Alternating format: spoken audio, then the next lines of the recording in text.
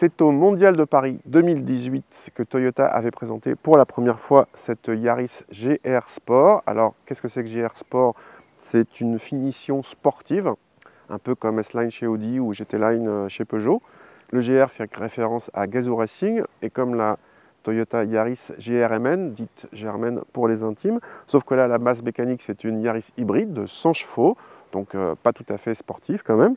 Le look sportif est obtenu avec plusieurs petits détails comme les roues de 17 pouces de série, la voiture qui est légèrement abaissée par rapport au Yaris normal entre guillemets. Après on a un toit noir, un petit béquet, une calandre en nid d'abeille noire et vous pouvez avoir en option des stickers rouges, des moulures de porte noires ici sont de série.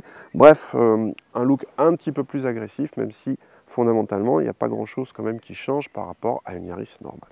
À l'intérieur, cette finition sportive se reconnaît à plusieurs éléments comme les sièges spécifiques, siglés et au bon maintien latéral. Le volant est comme sur la GRMN tirée du coupé GT86. Pour le reste, on remarque une nouvelle interface sur l'écran central, plus moderne, mais ce n'est pas spécifique à cette version. L'insert décoratif en face du passager a droit à un léger moelleux, mais le reste de la planche de bord est en plastique dur. L'équipement de série de cette version GR Sport est complet pour une citadine, y compris pour les aides à la conduite. À l'arrière, l'espace est compté, mais permet d'accueillir correctement deux adultes pas trop grands. Le coffre est inférieur à la moyenne de la catégorie, mais reste décent avec un peu moins de 300 cm3 selon nos mesures. Il bénéficie d'un plancher modulable en hauteur. Cette Yaris GR Sport est plus basse que les Yaris normales et elle a droit à des amortisseurs spécifiques et des réglages spécifiques. Elle est plus ferme que les Yaris normales. Alors tout ça, ça donne quoi? Ça donne une voiture qui est effectivement un petit peu plus agile, un petit peu plus dynamique. Il ne faut pas oublier qu'elle est aidée en cela aussi par un poids relativement contenu. Mais surtout, ce comportement assez dynamique entre en grosse contradiction avec la partie mécanique de la voiture. Donc c'est la Yaris hybride avec des performances très quelconques. On est à 35 secondes au millimètre des polarités. Ce n'est pas des relances de foudre de guerre. Et puis surtout, ce fameux effet mobilette qui est présent dès qu'on appuie un petit peu sur l'accélérateur, dès qu'on grimpe une côte ou des choses comme ça, c'est assez énervant en fait.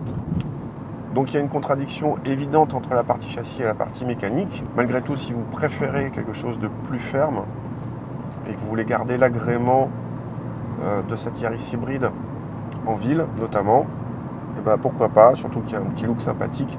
À défaut de sportivité, le gros point fort de cette Yaris hybride vient des consommations très raisonnables, les meilleures de la catégorie avec celles des Suzuki concurrentes comme la Swift ou la Baleno.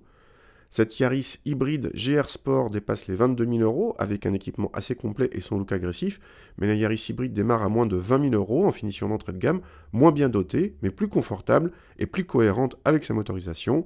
La finition GR Sport irait mieux dans l'esprit avec la motorisation 1,5 litre 110 chevaux, non hybride, et coûterait au passage moins cher.